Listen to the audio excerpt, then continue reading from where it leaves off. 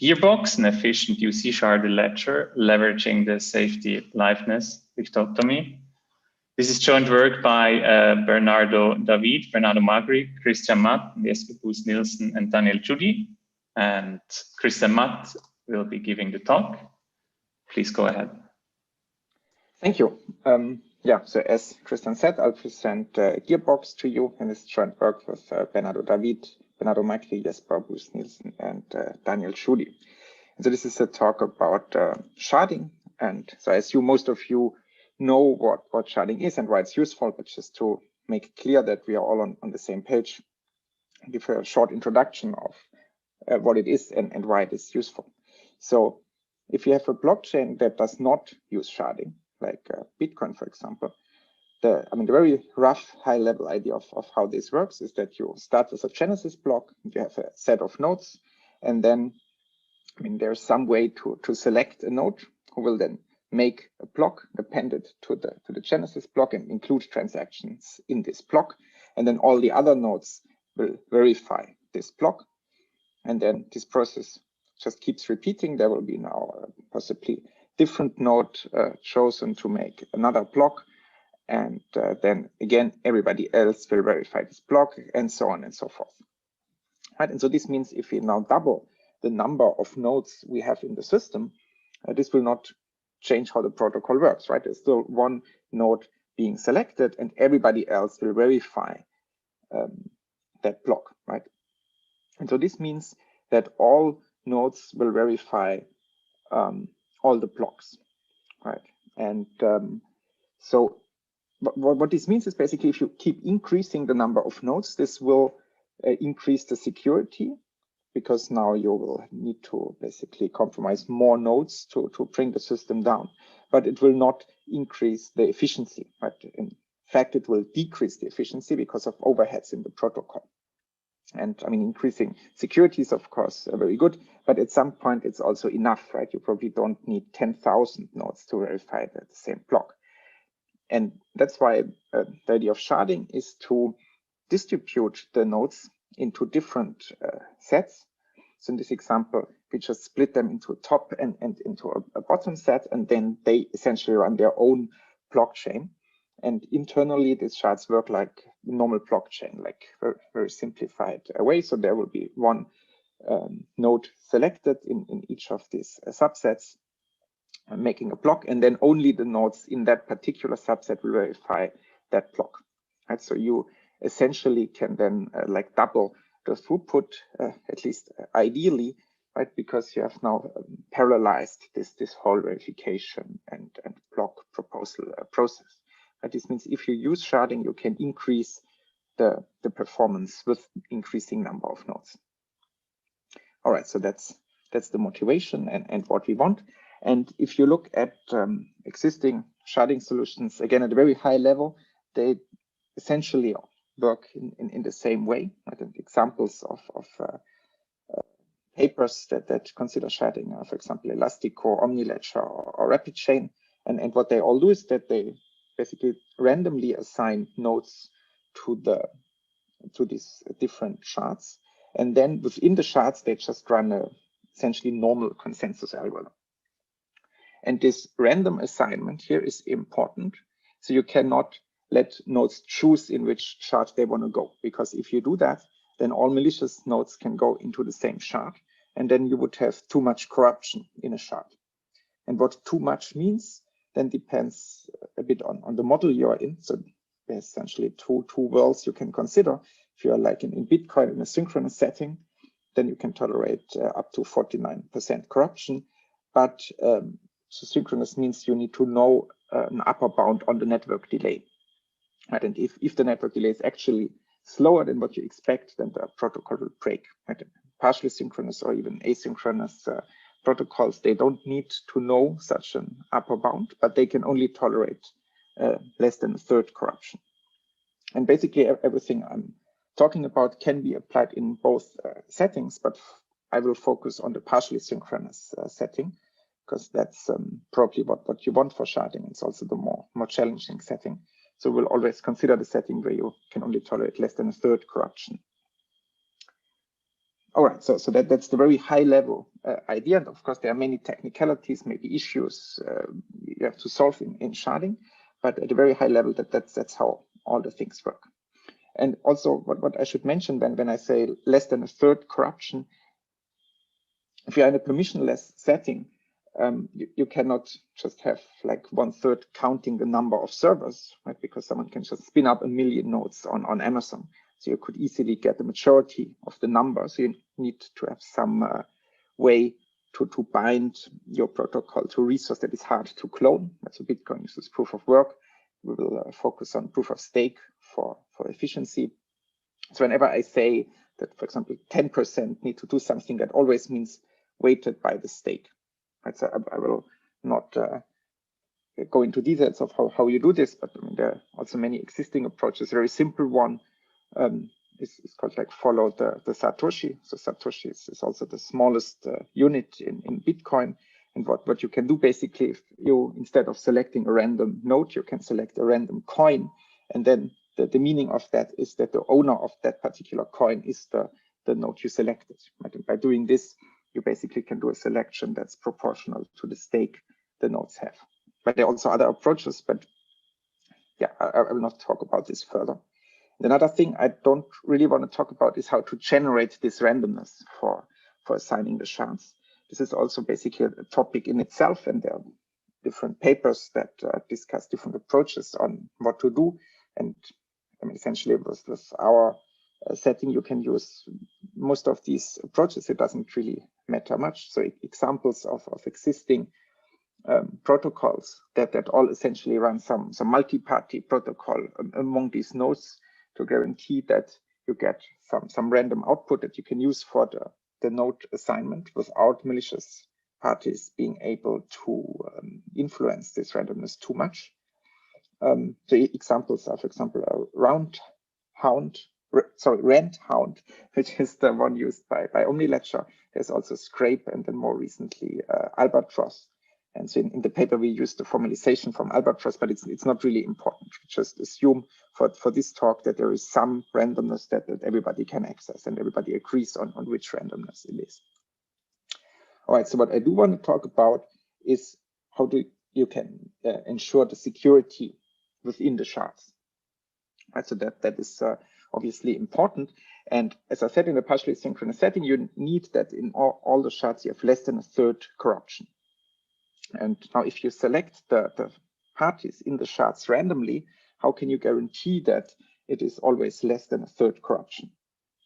And the basic idea of how this could work is that you need to assume in the total population like strictly less corruption, say 30%.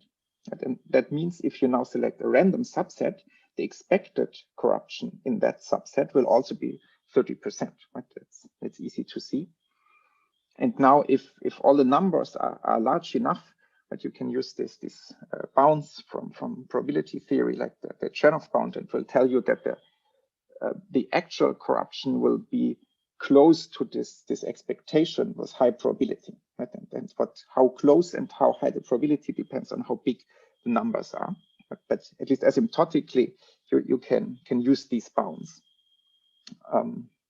But I mean, if we want to be practical, we also have to think about, okay, what are real numbers, right? Not just asymptotically, but how many concretely do we need to choose? Right? And that is essentially the main innovation of the paper to kind of optimize this number, right? Because if you now look at this example, say we have 10,000 nodes in total and 30% corruption, and we want that except with probability 2 to the minus 60, less than a third are corrupted in the subset.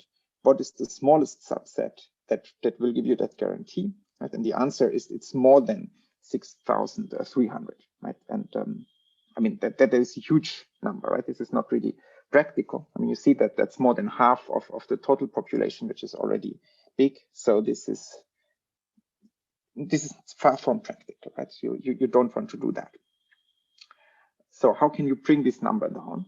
And I mean, one obvious thing that you can now say is, yeah, I mean, this 30% and 1/3, this is too close to each other, right? If you want to do something more reasonable, you probably can not tolerate 30% in total, but maybe a bit less, right? That's, for example, also in the, if you look at the OmniLedger paper, in the examples they have, I think they also only consider up to 25% corruption, right? Because just that the numbers get unreasonable if you have more corruption. And you could also say maybe 60-bit security is nice, but maybe also a bit less is acceptable.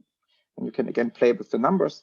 For example, if you do this 25% and you say 40-bit security is enough for you, then you still need more than 1,300 nodes, right? So it's much better, but it's still, this is not what you want, right?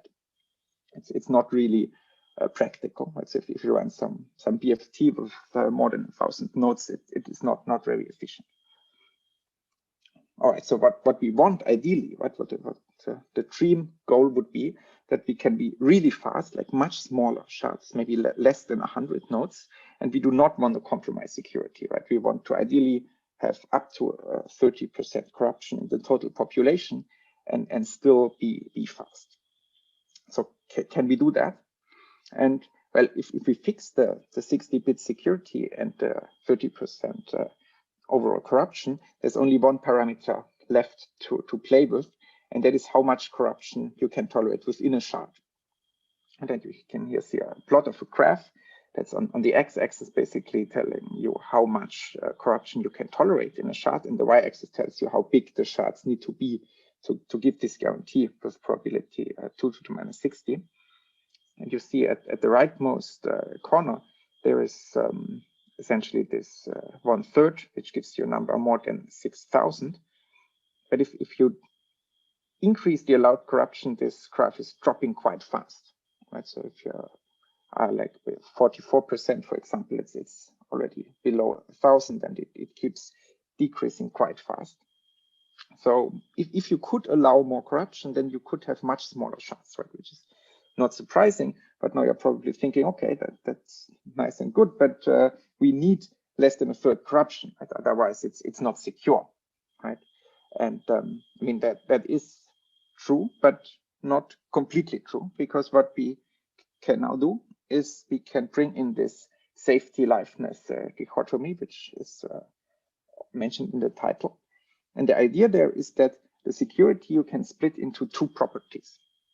You can look at the safety and liveness separately, right? And safety means basically you don't make mistakes, so you will never confirm conflicting blocks. And liveness means you keep running, right? So if you submit a transaction, it will eventually get included. And you can now have two parameters, S and L, which will tell you how much corruption you can tolerate, such that the safety or the liveness is still guaranteed. Right? So if you have a protocol with the parameter S, then this means that as long as there's at most S corruption, the protocol will be safe. Right? Similarly for L. So that's what you can define. And now what you can prove is that in the partially synchronous setting, basically this works if and only if you have 2L plus S less than 1, and then the synchronous setting L plus S less than 1. Right, so the synchronous, as I said before, we don't really consider here. But if you now look at this inequalities and plug in the numbers you know, right, the 1/3, for example, for the partially synchronous, then this is exactly what you get if you insist that L and S are equal, right? Because if you say I want both, I want to have safety and liveness, which is reasonable, of course, then you need less than 1/3. And for the synchronous, it's 1/2. All right. And now how is this useful, right? And you want normally both things. And also, I mean, how do you have a consensus that uses these bounds? And then so first at a very high level, I will show you how you can have a consensus algorithm that works with different bounds for S and L. And this is just the high level idea. So assume you already have your favorite consensus algorithm that works normally with like equal parameters. And now you can just modify it slightly by saying to confirm a block, you now require 1 minus L signatures, where L is this liveness threshold. And then you also make sure that honest parties never sign conflicting blocks, which they probably already don't do. And this modification is essentially enough to kind of treat these parameters, right? To see why we have aliveness if there's less than L corruption. Less than L corruption just means that basically there's at least 1 minus L honest parties, right? And so this is how many signatures we can require, right? So this does not track aliveness if you require this many signatures, right? So that's quite easy to see. More interesting, a bit more difficult also is to see why we have safety up to parameter S in this setting. And so to see this, we start with, again, this inequality, this 2L plus S less than 1. Right? So the idea is that here the whole box is 100%, and this white space, this is basically the less than 1, right? There's something left in addition to 2L plus 1. And now if we assume there is a violation of safety, that means we have 2 blocks that are in conflict to each other, and both of them have at least 1 minus L signatures. Right? And now if you look at the sets of parties who made these 2 signatures, if you adjust them into this illustration, then you see that the overlap of these 2 sets must be larger than S. Right? Because of this white gap, it's strictly more than S. So that means in this situation, there must be more than S parties who signed both blocks, right?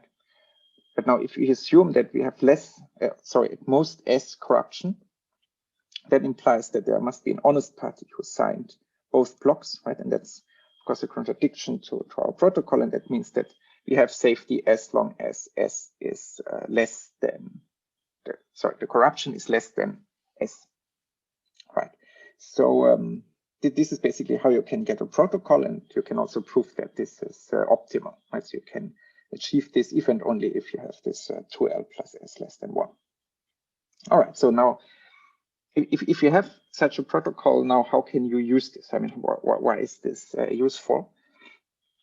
Now, an observation is, what does it mean to have 30% corruption, right? I mean, this is something that you want to tolerate in case someone is mounting an attack, right? That is kind of the worst case. If someone is really spending resources to attack you, you want to assume that he can at most acquire, say, like 30% of the stake, for example. And you want to be safe in this case, right? But I mean, hypothesis here is that typically there will be less corruption, right? So you will not always have like 30% corruption all the time. And now the hope is that if you have less corruption, right, then in this optimistic case, you can be faster, right? So you always want to be safe, basically, right? But if there's less corruption in the worst case, you can exploit this to be faster. Right, and the way to do this is now to use this gearbox. Right, so you have here like a 6-gear shift, like a good manual car. Right, and you can here basically define different shard sizes for all 6 gears. Right, so you can say the first gear, for example, has 1,713 nodes. And so why this number? If you look back at this graph, I mean, you don't really see it, but you can believe me that the 39, basically 39% allowed corruption precisely corresponds to then this number, shard size 1,713, right? And so what this means is that if you pick a random shard with that size, you will, and you run a consensus protocol with the parameter S set to 39%, it will always be safe.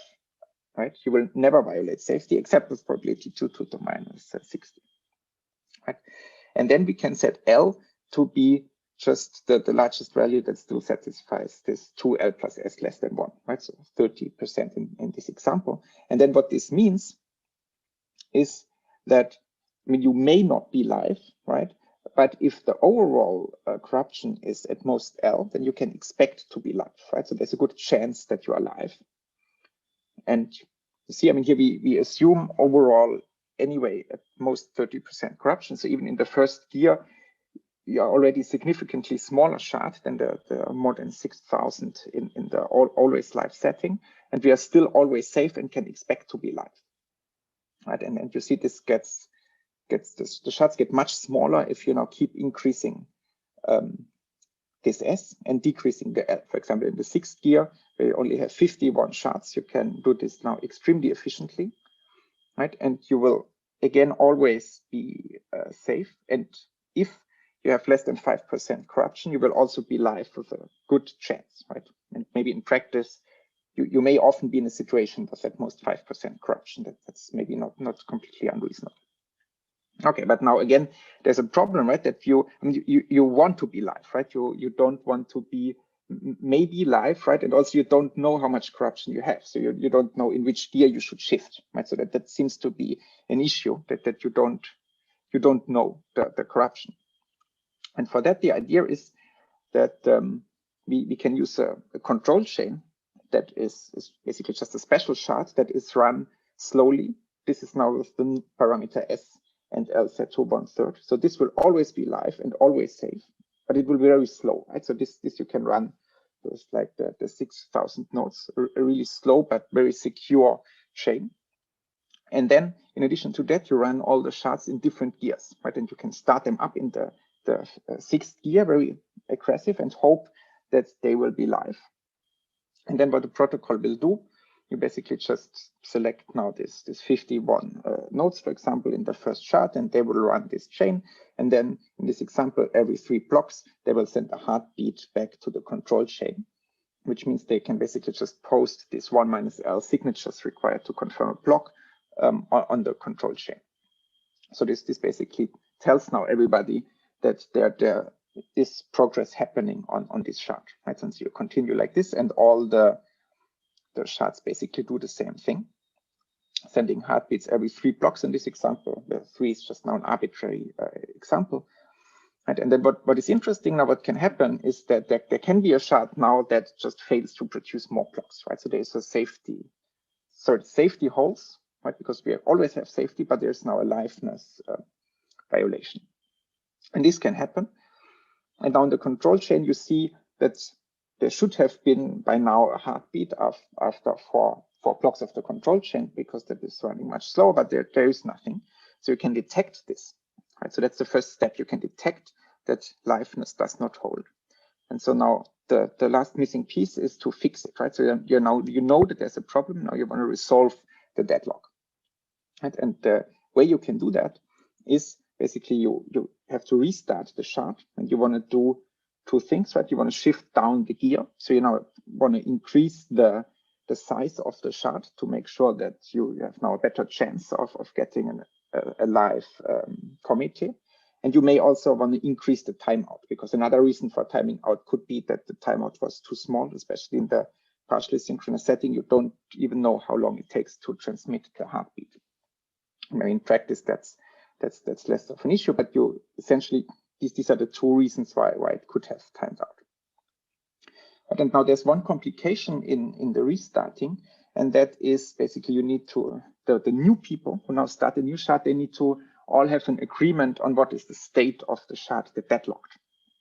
Right? And so what we'll do, that basically in the example here, there was 1 heartbeat for the green blocks, and then there were 2 more blocks, and then there was a deadlock, right? And what will be difficult is to have an agreement on these 2 gray blocks, because some people may have seen them, some people not, right? It's unclear, but everybody can agree on the green blocks, because there was the signatures on the control chain, and everybody can see the control chain, and there's already an agreement on this.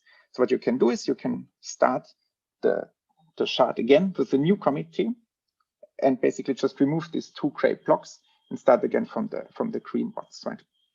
And then hopefully you have shifted into a good gear, and it will keep running and everything is working well. Right? And if not, you just have to shift down again. Right? And then the idea is that over time you find a good shard size. Right? And again, since you never violate safety, you can also use some heuristics here and try to find some good gear, and maybe also shift up again if it works well, and so on. Right? So that is the basic idea. And so to conclude, what our approach allows you is to run like shards that are very small, that are always safe, and may be live if you have chosen good parameters. And you can use a control chain that is always live and safe to detect if the liveness does not hold, and you can restart the shards again in a lower gear until you have a liveness. And this means optimistically you can have much smaller shards, which can give you much better efficiency if you have less than the worst case corruption. And then, so what I did not talk about here, but what you can see in the paper is also a formalization in UC of our protocols where we prove everything that is composably secure. And we also discuss a bit inter-shard transactions. Thank you. Thanks a lot. Very nice talk. So we do have time for maybe 1 or 2 questions. Please feel free to unmute yourself in case you have a question right now.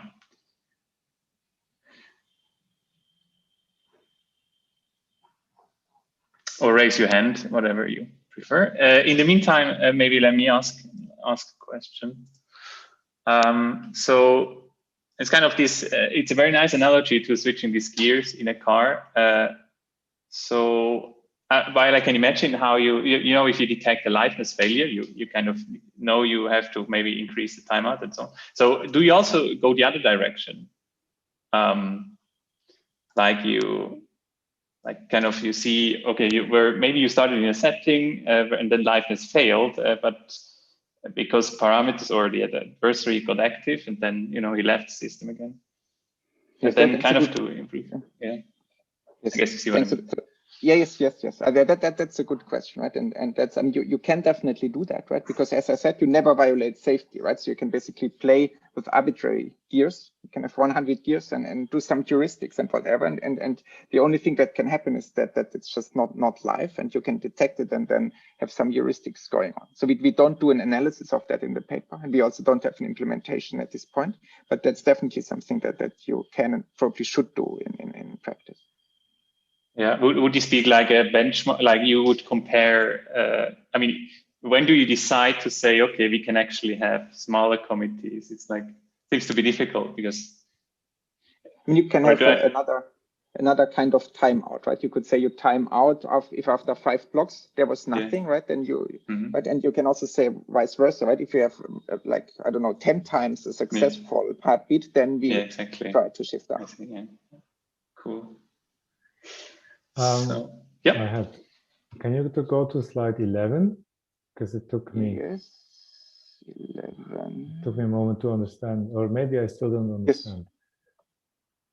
So this only looks at one of the parameters, right? Not of both, huh? Yes. So we fix 10,000 nodes. We fix 30% corruption and 2 to the minus 60 probability. But if you fix 30% corruption, why do you have a maximal allowed corruption? Oh, this is in the shard then. Okay. Exactly. So we have 30% overall. So there are 3,000 corrupted. But yes. You still want to achieve liveness and safety in the shard. Yes. But if the shard has 90% corrupted nodes, then we can't do anything. Or how I don't get that part. Okay, so this slide basically just shows you that if you pick, for example, a subset of size 1,000 uniformly, right? Then and in total there is 3,000 corrupted, then you can expect to have something like 45% corrupted in that subset. That is basically what this graph is showing you, right? Is that part clear? So you fix the overall corruption. Now you pick subsets of different sizes. That's the y-axis tells you the size of the subset you pick, right? And then the x-axis, it tells you, I mean, what's the guarantee on the corruption that you get, right? Oh, I see. Okay. So what you said then is basically the second question, right? That's how you can use this, because you want safety and liveness, right? And that is if you look at this table here, right? It's like if you are, say, in the 3rd gear with 207 nodes, right? Now the graph tells you can guarantee that there are at most 59% corruption. That's what the graph is telling you, right? In the 3rd gear. guaranteed with probability 2 to the minus 60, at most 59% corruption. And now this special type of consensus now tells you if you are lucky and actually there's less than 20%, then you are also alive. Right? Okay. And of course you are lucky if in reality it's only 10% overall, then there's a very good chance to be lucky. That's the idea. Okay, so here we have both numbers in one graph. Thank you. Yes. Great. So thank you, Christian, again. We have to move on to the next talk. There is one more question in the Zoom chat. So I would kindly ask you to answer this via text, such that we can now move on with the second talk, which is about the paper Ebb-and-Flow Protocols, a resolution of the Availability-Finality dilemma. This is joint work by Joachim Neu, Ertlem Nosetas, and David C. And Joachim Neu is giving the talk. Please, Joachim, go ahead. Cool. Okay. You guys can all hear me? Yes. Great. Yes. So welcome. Good afternoon or good morning or wherever you might be. I'm happy to present this recent work on Ebb-and-Flow Protocols, which is joint work with my colleagues Nusret and our advisor David. And this appeared in the Symposium on Security and Privacy earlier in the year. So this work began with this paper about a year ago, was uploaded on Archive, and it talks about a protocol called Gasper. And Gasper is kind of a mathematically simplified version, if you will, of the Ethereum 2 beacon chain protocol. So we thought that's interesting. We want to look at that. And how does it work? Just to give like a half a sentence description of what Gasper is. It's a mix of Casper FFG, so that's Casper, the friendly finality gadget, with an underlying protocol which uses the LMD ghost fork choice rule. And this protocol claims to be secure in even the partially synchronous network model. And so we were interested in how this protocol works and when we looked at this. And the key takeaways from this talk will be the following three, I hope. The first thing is that we found a liveness attack on Gasper. So Gasper is not secure even in the synchronous network model, let alone the partially synchronous network model. We then tried to dig a little deeper and to understand what problem is Gasper trying to solve. Is this like just a classical consensus the way we know it, or is there anything special? And so we formalized this under the name Ebb-and-Flow Protocols, and I'll explain what that means. And then since Gasper is not a secure implementation of an Ebb-and-Flow protocol, we were left with the question, do such protocols exist at all, and how can we design them? And so we came up with a family of protocols called snap and chat protocols, and these are actually provably secure. And they're optimal in terms of resiliences. And so that's going to be the third part of the talk. Okay, to get started, I assume most of the audience is pretty familiar with kind of the basics of consensus, but just to establish some common language. Consensus protocols, basically, the ones we have right now fall into kind of two families. On the one hand, we have partially synchronous BFT protocols with protocols such as PBFT or hot stuff. And on the other hand, we have Nakamoto-style longest chain-based protocols, which you find in Bitcoin, in Ethereum 1, or in Ouroboros. And it's interesting, these two protocols behave very differently. There's somehow this dichotomy, and that's somehow interesting. In what sense do they behave differently? So a traditional BFT protocol, such as hot stuff, works as follows. Someone proposes a block, then everybody votes whether they like this block or not. All these votes get collected, And if a certain quorum is met, then this block has a special status. It's now notarized or confirmed, whatever you want to call it. And then we can build on top of this block, and this way we reach consensus. Now, what would happen if one day there's less participants online than the day before? Well, someone puts out a block, right? Everybody votes, but now we don't have enough signatures. And so this quorum is not met, and the block doesn't get the special status, and no transactions are being confirmed, and the protocol stalls. And the reason why this is, in a nutshell, you can think of these protocols as having the following philosophy. Peers that I don't hear from, they are plotting against me. Something's wrong. I should not take a decision. Why is that? Because, well, maybe the reason I didn't hear from all these other guys is because they're behind a network partition, right? And they're running their own version of the protocol. They don't see me, I don't see them.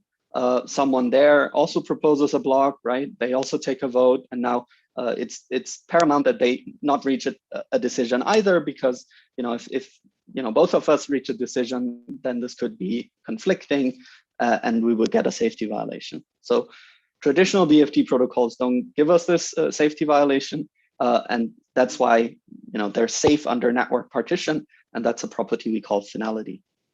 On the other hand, we have longest chain protocol, which works as follows, right? Everybody puts out a block, and then if one day there are fewer people, no problem, we just keep putting out blocks, right? And then we confirm once a block is buried KB. That's great, because these protocols, they always keep going, even if there are fewer people online, right? So they're available under dynamic participation. Well, the drawback, or the philosophy here is a little more optimistic than that of partially synchronous BFT protocols. It's pretty much peers I don't hear from, they're just asleep, nothing wrong with them.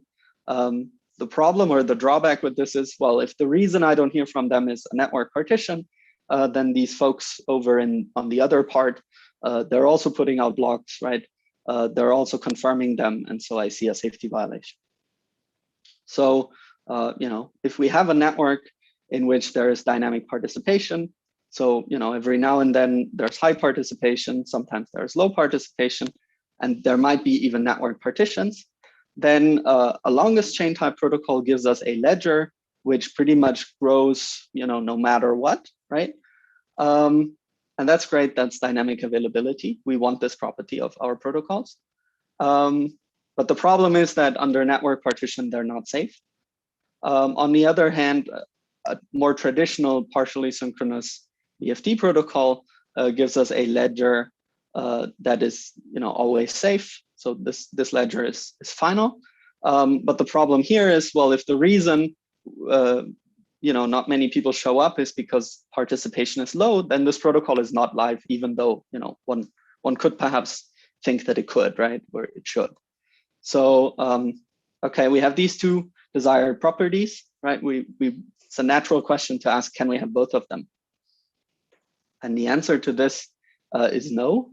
And perhaps if we already look at the problem in this form, it's not so surprising, right? How could you have one ledger that satisfies both of these plots, right? The plots look different, but you can also formalize this and convince yourself that this is actually impossible to get. And we call this the availability-finality dilemma. Okay, so given that there is the availability-finality dilemma, which is you cannot have a single ledger that is always safe and live under network partition and under dynamic participation, what's the next best thing we can hope for? And we're proposing the following, and we would argue that that is what Gasper is trying to do. Let's decompose this ledger into two ledgers. On the one hand, an available full ledger and a finalized prefix ledger. And we want the available full ledger to be always live, no matter what. And it should be safe unless there is a network partition. So it should behave like one of these Nakamoto style protocols. And we want the finalized prefix ledger to be always safe. And it should be live unless there is low participation. So this ledger should behave like one of the traditional partially synchronous BFT protocols.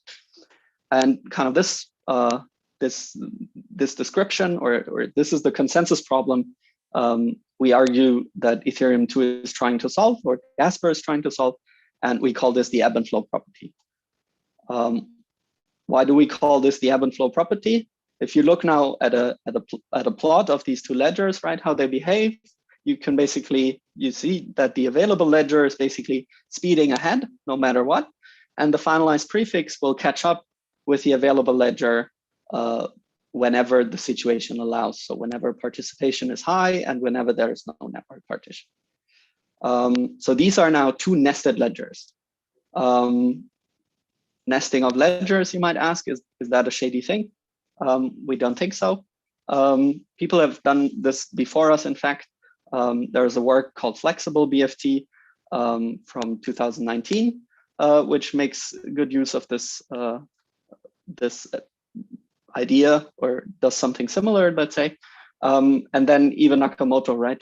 If you run different clients with different keys in your K-deep rule, then you get nested ledgers. So even in longest chain, this is a pretty natural thing to do. But the question, of course, arises, are there any such protocols with this ebb and flow property? So I promised you we have an attack on Gasper, so let's take a moment to take a look at this, right? What's wrong with Gasper? Why does it not satisfy this? So Gasper works as follows. Time proceeds in epochs. Epochs are further subdivided into slots. And for every slot, there is a pseudo-randomly selected committee. And these committees, one person in the committee proposes blocks, and these blocks are chained. And the long chain constitutes kind of this available ledger. And then there is an additional step in which a prefix of that chain is chosen as the finalized prefix.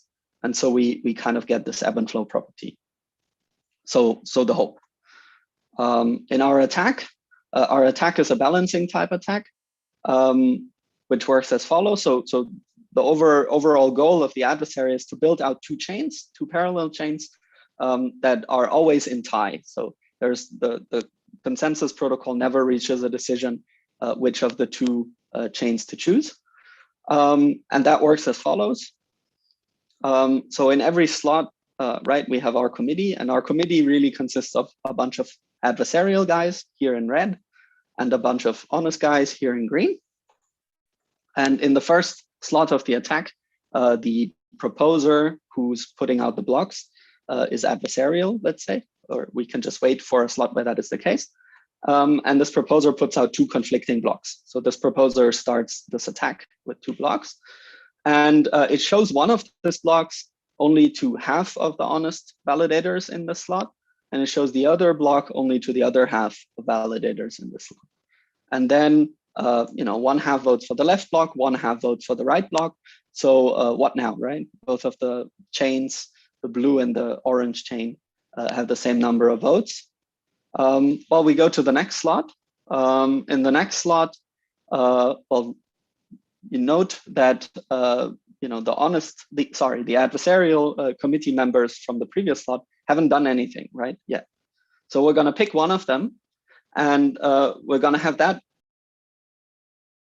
the left chain, and show this only to one half of the honest validators in the current slot, and we're going to have another validator vote for the right chain and show that vote to the other half of the honest guys.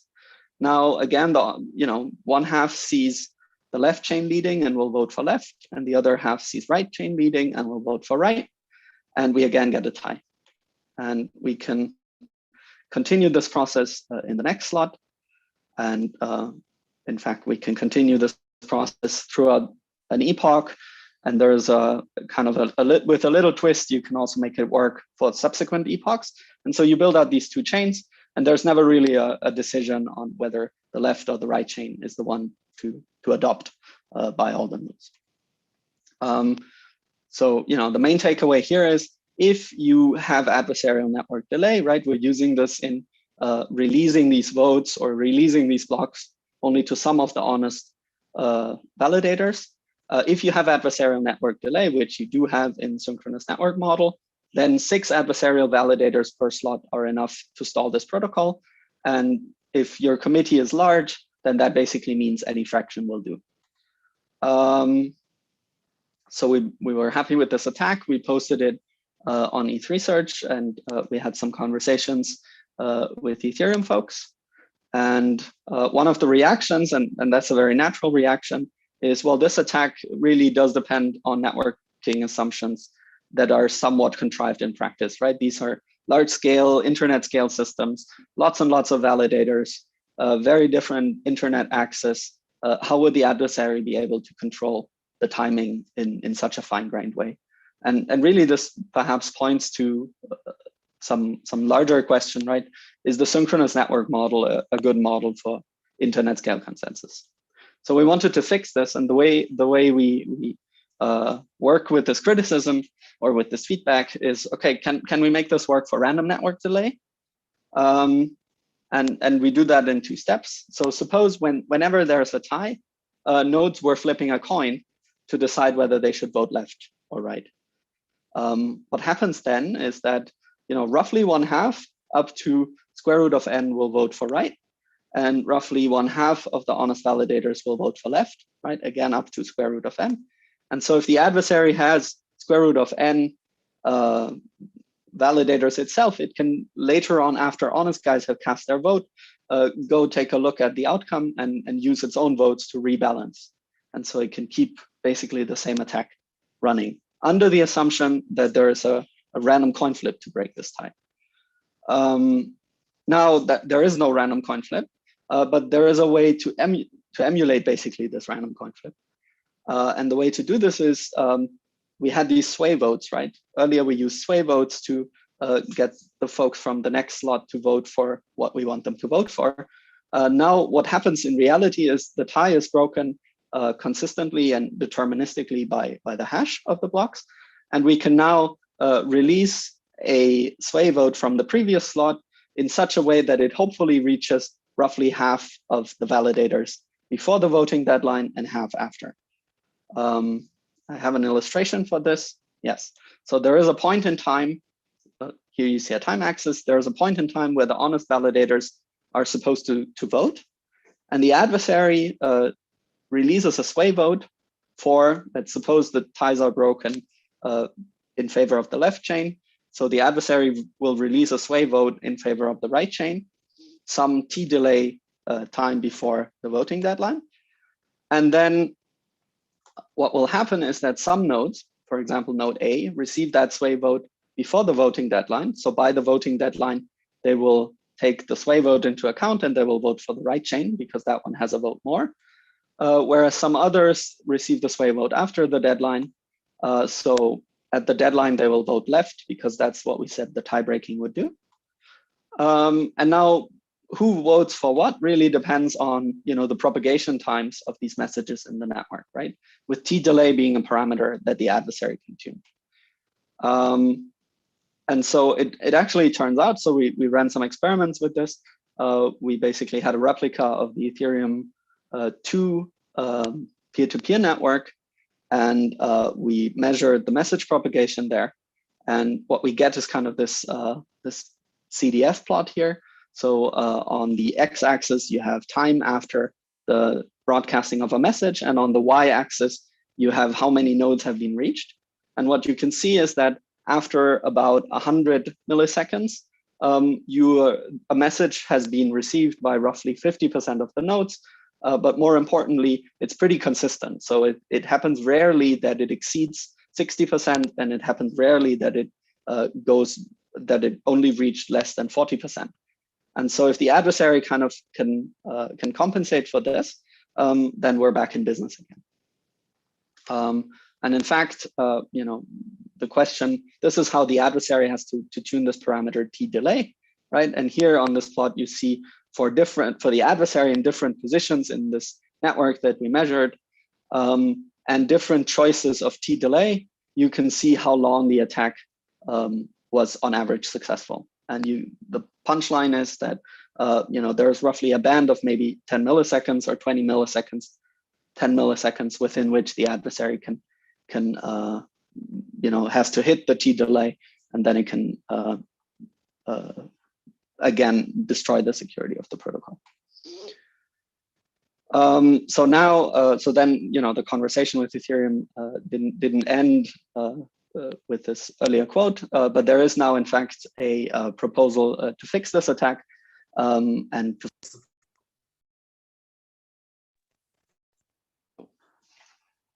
Can you guys hear me again? Sorry, my audio. Yes, now it's fine again. I think it was just a, very brief interruption.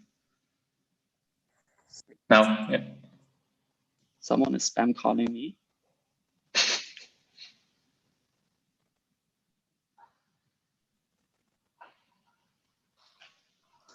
Okay, sorry about this. Yes, you're back. You can hear me? Yes. Okay, sorry about this. All right. Yes, so there is a proposal, and this is being worked on to see if that proposal now actually fixes the problem. There is still no security proof so far. Cool. Okay, so then I come to the third part of the talk, which is about our solution or our construction for an Ebb-and-Flow protocol that we devise in this paper, which are snap and chat protocols. So snap and chat protocols have the following properties, namely they output two ledgers, right? A finalized prefix and a full available ledger. The finalized prefix ledger is secure under network partitions if less than 33% of all participants are adversarial. The available full ledger is secure under dynamic participation if less than 50% of awake participants are adversarial. And these two ledgers are consistent in the sense that the finalized prefix is a prefix of the available full ledger. And this construction is optimal in the sense that each of these two ledgers satisfies the best possible security that we can expect in the respective environment or under the respective conditions. So here is how snap and chat protocols work. Transactions enter the protocol. They're first ordered by a longest chain protocol into a ledger, and this ledger is you can think of as a chain of blocks, right? This is a blockchain.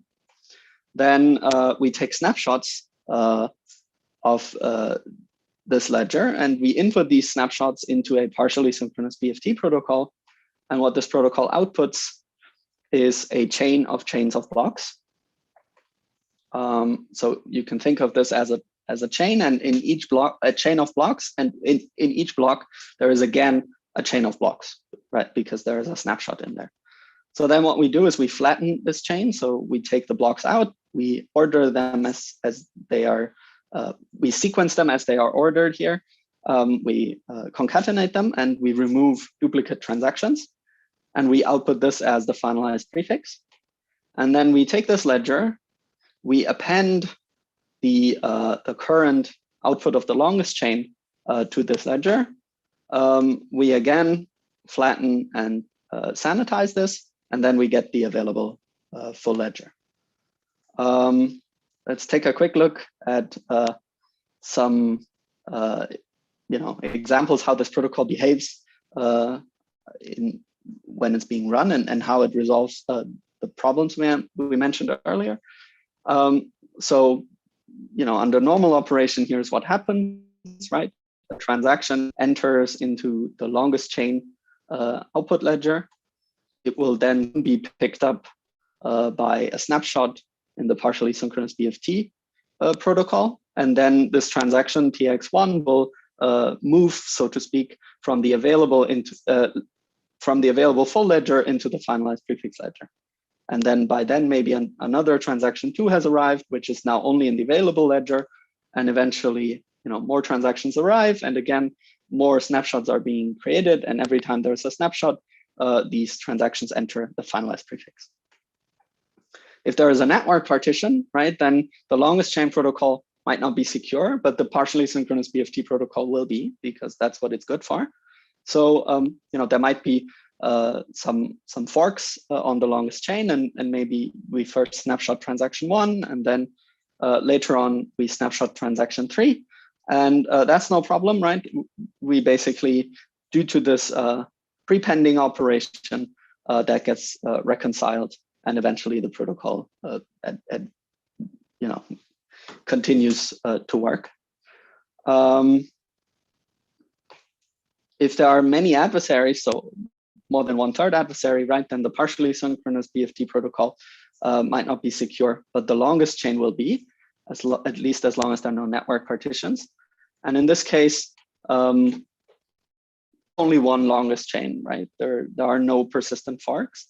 And so even though the partially synchronous BFT protocol might not be safe and is taking snapshots, all these snapshots are going to be consistent. And so overall, the protocol still works as expected. So I come to an end in concluding about some advantages and disadvantages of snap and chat protocols. What's nice about them is they're a black box construction, pretty much from off-the-shelf subprotocols. As a result of this, you get a relatively simple and modular security analysis. They're future-proof in the sense that, if tomorrow you have a new favorite BFT protocol, you just swap out your current BFT protocol, and the construction will still work.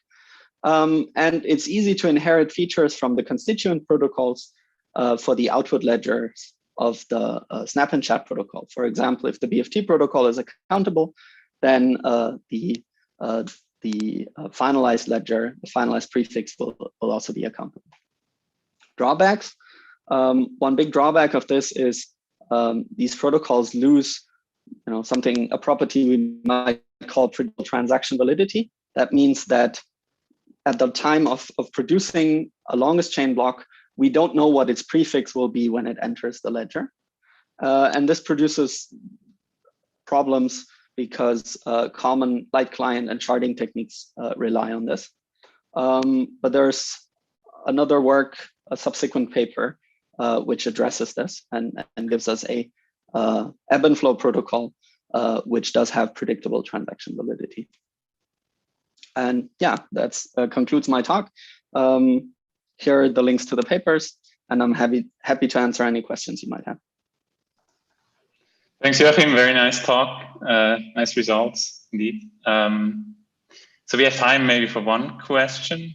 So please feel free, to the audience, please feel free to unmute yourself right now and ask in case you have a question.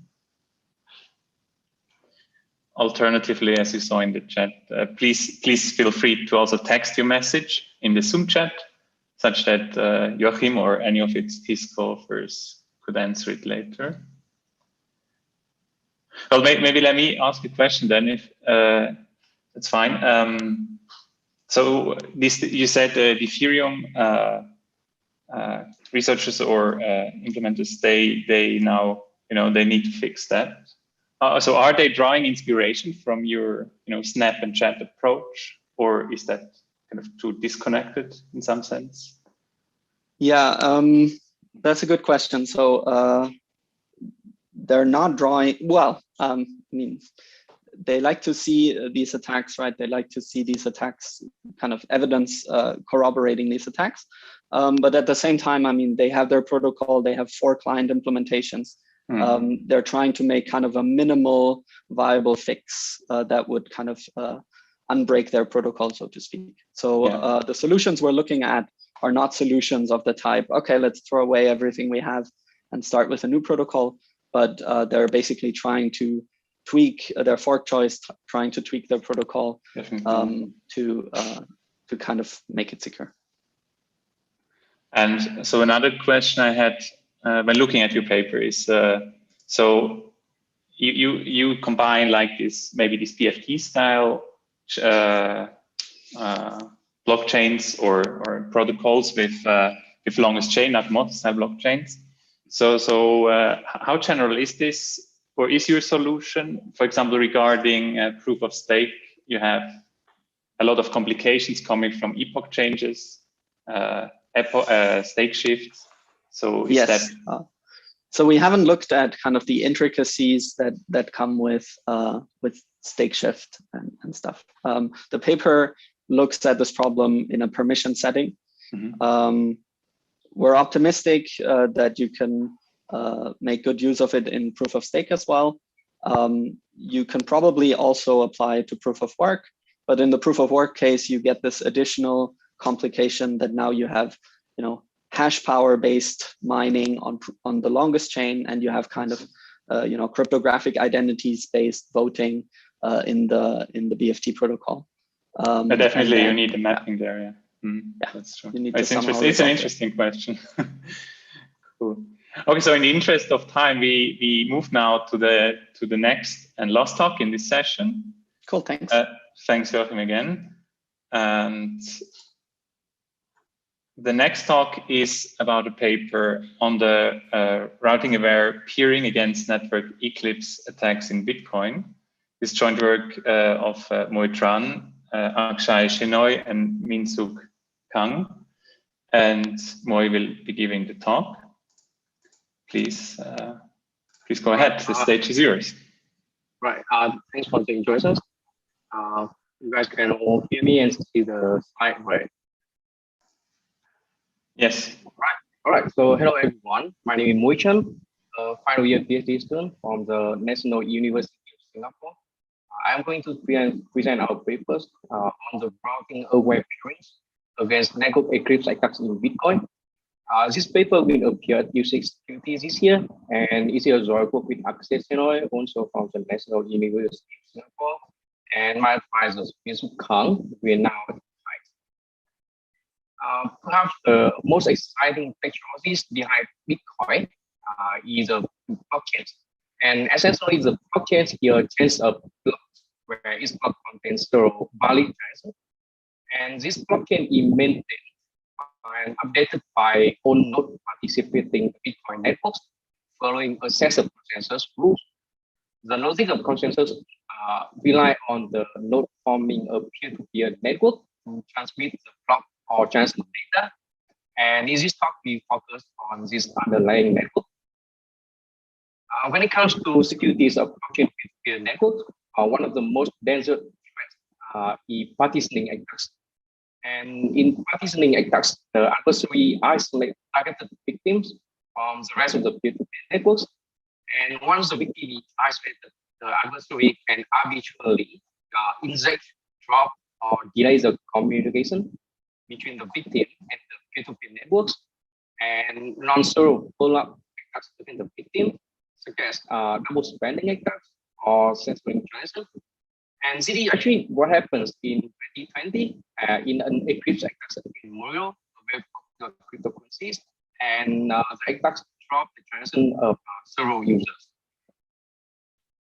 There are a few partitioning attacks introduced in the last couple of years, and most of them have been already mitigated effectively.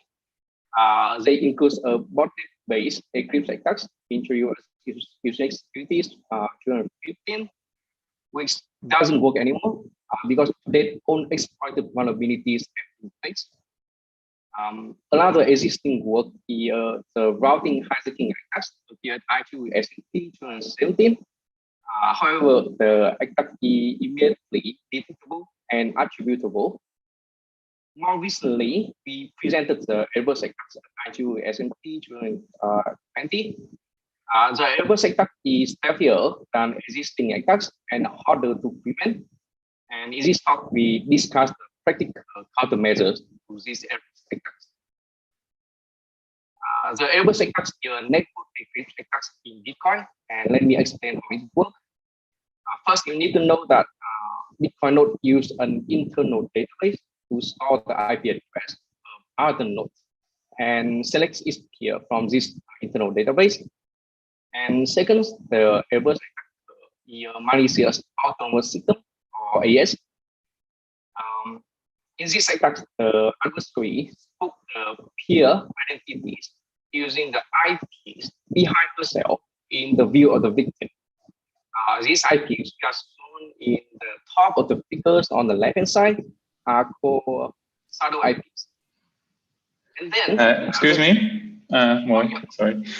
Your microphone seems to, change volume quite dynamically. So we have a bit of a problem understanding full sentences. So sometimes it's good, but then it gets worse quite quickly. So, can you switch to another mic, or I don't know what your setup is. So. Okay. So the the volume. Let me try. Try another microphone.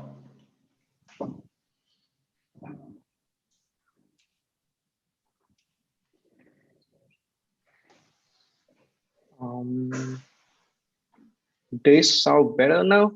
Yeah, much better. More consistent now. Yes, much better. Yes, much better. Thank you, and sorry for the interruption. Yeah, yeah, no way. So let me continue. So I was talking about the shadow IPs, and once the adversary got the shadow IPs, the adversary slowly insert the shadow IPs in the adversary slowly inserts the shadow IPs into the victim database, and then influence the victim to select those shadow IPs. And when this happens, the attacker becomes the man in the middle of all peer connections of the victim, and the victim is agrees. Let's just take a deep look into the technical aspect of the robust attacks, such as how many shadow IPs that the attacker can use, and how can the attacker influence the peer selection of the victim. To answer the first question, I will show you the abundance of shadow IPs with an example. In this example, the victim is a Bitcoin node running on Amazon AWS, and the attacker is a big ISP in the Europe. Then on small clouds here are the AES hosting the shadow IPs or the shadow AES. From our large scale experiment, we found that if the attacker is big enough, it can easily find hundreds of shadow AES, which contain millions of shadow IPs. And note that the attacker can use any IP address in any of these shadow AES, because the shadow IP does not necessarily need to be a real Bitcoin node. We now know that the attacker can control a lot of IPs. Now we discussed how the attacker visual how to influence the victim node peer selection with shadow IPs. And to explain that, let me briefly describe the Bitcoin peer connections. So each Bitcoin node open 10 outgoing connections to other peers and accept up to 150 incoming connections initiated by others. The attacker goes here to occupy all 125 peers of the victim with the shadow IPs. And at a high level, occupying the incoming connection can be done simply by connecting to the victim with shadow IPs, and it's really easy in general. On the other hand, the attacker must influence the victim to open the connections to the shadow IPs, and this is much harder. And how to do that is what I am going to show you now. First, we must understand that how a peer's IP address is managed by a Bitcoin client, and we call it the life cycle of an IP address. And each Bitcoin client stores the IP address of other peers in two tables. The new tables includes the fresh IP address received from other peers, and the child table includes the IP address that this client has made a connection to in the past. And then when the client receives an IP address, the IP is inserted into the new table. And if the slot is already occupied and the existing one is too old, then the new IP evict the old one and take over the slot. And every 2 minutes or so, an IP address in the new table is tested. And if it accepts the incoming connection, or in other words, is it reachable, is it promoted into the try table. And again, if the slot is already occupied, the existing one is tested again. And if it is unreachable, then is it demoted back into the new table. And after a while, the new table tends to include the unreachable node, and the try table tends to include the reachable IPs. And finally, when there are not yet 10 outgoing connections, a virtual IP is selected at random from either new or try table to establish a connection to. And here, the attacker goes to dominate the virtual IPs in the two tables with the shadow IPs, because it increases the chance that shadow IPs are selected as outgoing connections. Then, how can the adverse attacker dominate the two table in the current Bitcoin client? The attack strategy turned out to be very simple. For occupying the new table, the attacker keeps sending the shadow IPs to the victim. These shadow IPs will evict the unreachable IP in the new table. And from our experiment, the shadow IPs dominate the reachable IP in the new table after around 30 days, because by then, shadow IPs have replaced many unreachable P in this table. For the try table, the attacker patiently wait because they want reachable IP is promoted like from the new table to the try table every few minutes or so, and note that there is no other way to directly insert the IP into the try table. And we observed that the number of shadow IPs in the try table keep increasing gradually, and eventually all connections are made to the shadow IPs in about 5 to 6 weeks of attack execution. Now we know how the adverse attacks work. How about the countermeasures against these attacks? Countering adverse attacks is unfortunately quite challenging, because the attacker with the network capabilities only exploit the permissionless layers of Bitcoin peer-to-peers to find millions of shadow IPs to eventually eclipse the victim. And compared to about 10,000 nodes in the current Bitcoin network, millions of identities are huge numbers. There already exists some approach for countering the adverse attacks, such as some workaround like VPN, Tor, or whitelisting some reputable node. However, such naive solutions rely on external service in the current Bitcoin system.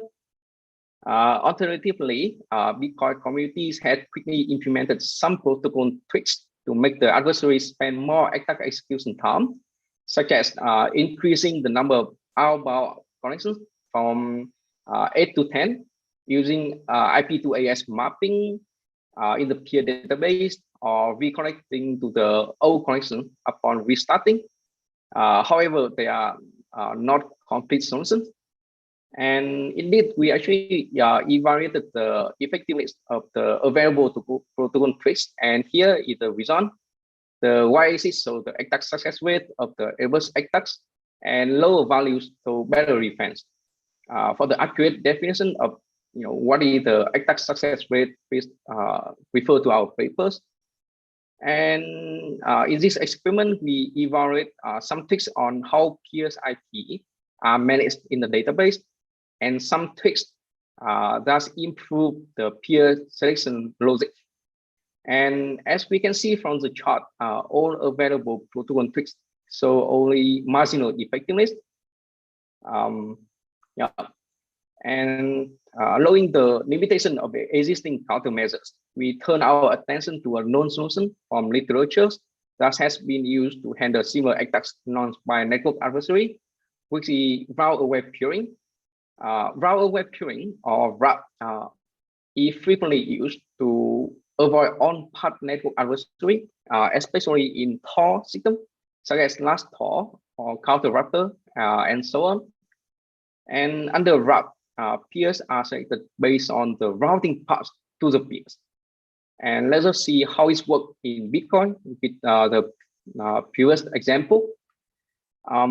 Here, the victim used RAP before establishing the peering connections, and RAP calculate the routing path from the client to the peers and have to detect attacker appearing on the path. So the adverse attacker should be easily detected, as you can see from this example. Are we done? Can RAP prevent adverse attacks simply like that?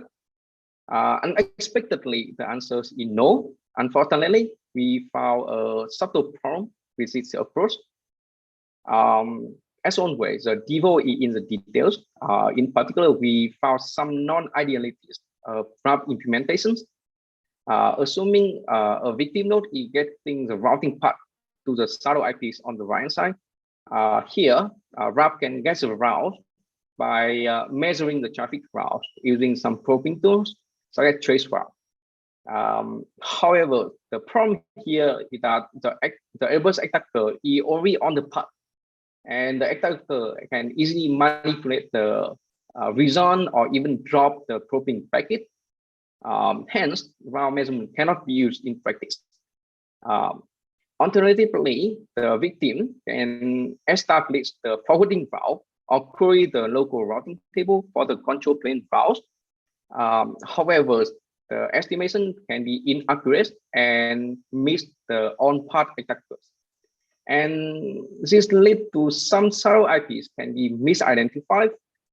And what is worse is that so misidentified IPs can be exploited by adverse attacker, like who is now aware of this RAP defense. In particular, smarter adverse attackers can use only the misidentified shadow IPs to undermine RAP.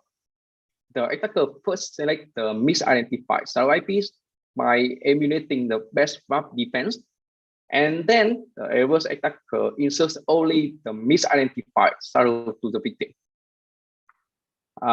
So can RAP prevent these smarter adverse attacks? To answer this, we perform a large-scale experiment of about 6,000 scenarios in which the attacker are top runners AS, and the victim run 59 different locations, including popular cloud networks like Amazon AWS, DigitalOcean, Alibaba, or Google. And our evaluation frameworks include an accurate Bitcoin emulators that mimics the peer management and establishment of Bitcoin client. And for accurate emulation, we also use the actual Bitcoin message captured by our loop in more than 12 months as an input for the emulators. We also assign the online duration of the victim using the churn rate distribution of real Bitcoin node. And we do open source this emulation tool, so please check our paper for the link. And here is the result. We find that adverse attacks against the baseline client are successful in 55% of the cases. And when the client implement RAP, the attack success rate decreased, but to 33% only. This results so that, in contrary to our expectation, RAP alone is insufficient to prevent the adverse attacks. So why does RAP not work in Bitcoin? First, route estimation is known to be imperfect, even with the state-of-the-art implementation. And here is an evaluation of the miss rate of 4 state-of-the-art route estimation approach when we compare the estimated routes and the measured routes. And it shows that there are at least 6% of the shadow IPs are misidentified when the victim queried the control plane routes from the routers. And here is the distribution of the number of shadow IPs and misidentified shadow IPs. And we can see that the number of misidentified shadow IP is significantly smaller than the numbers of the original shadow IPs. However, we can also see that the attacker can still find tens of thousands of spook peer identities using those misidentified shadow IPs. And this explains the successful adverse attack case that we saw in the previous slide. So to sum up, like knowing none of the defense is sufficiently alone, we attempt to make the best of the available solutions. For the sake of comparisons, we saw again the success rate of the attacks against the baseline client is 55%. And first, for RAP, we find that RAP must be customized accordingly to each Bitcoin node topological location. And for example, we need different RAP customization for 2 different nodes in which one node in highly well-connected network, while the other node in a single home network. And please see our papers for more details and how to customize a RAP profile. And we find that the location customized RAP profiles can reduce the attack success rate to 9%. And yeah. And second, we also need to evaluate all combination of the protocol tweaks to find out the most effective one. Because very interestingly, adding more and more tweaks doesn't always guarantee a better defense. And the most effective tweaks combination that we can find reduce the attack success rate to 21%. And lastly, we find that when we combine RAP and tweaks together, we have the most effective defense so far. Just make the attack success rate drop to only 3%. And one reason for this effectiveness is that RAP forced Airbus attacker to use the misidentified shadow IPs that are more restricted and making the protocol tweaks work more effectively. And in conclusion, contrary to our expectation, route-aware peerings or RAP alone is insufficient to prevent Airbus attacks. And because there are no perfect error-free route estimation for RAP in practice, and also smarter Airbus attacker can exploit RAP weak links to undermine. However, we saw that most Bitcoin nodes can be protected from the Airbus attacks. And when RAP is customized for each Bitcoin node and combined with the available protocol tweak carefully, for more information of the deployment of RAP and other protocol tweaks, please visit our website with the following link. And for that, I conclude my presentation. I would be happy to take any question. If you have other comments or would like to work with me on this direction, please email to moishan@com.nus.edu.sg. Thank you. Thanks a lot for this insights into Eclipse attacks and Erebus. Please feel free to unmute yourself if you have a question right away. We have time for 1 or 2 questions. You can also raise your hand if you prefer that. Otherwise, let me ask a question just for regarding the last slide, which I was wondering all the time. So it's there was a lot of bad news, so to speak, because this Erebus attack seems to be kind of stealthy and hard to defend. So how good can like customized solutions defend against the attack? So I would say it's pretty good. Because when you come, let me go back to the slide. Real quick. Yeah, as you can see from the result right here, when you customize RAP, you actually can. Maybe it's on my side, but I cannot see this slide. Or you can you see? For me, it's blank. It's blank. I can see your mouse pointer, but it's. You cannot see the PowerPoint. I don't see the slides. Okay. But yeah, I hope it's not just on my end. I'm not quite sure what is the problem, but to answer the questions, when you actually customize RAP, this can be really good if the ISP is multi-home. In the sense that the ISP has multiple upstream providers. So even when you customize RAP, but you are seeing, the network is single home. Like for example, you run a Bitcoin node at the universities, for example. Then in any case, the route is very limited, and that is not very helpful. Yeah.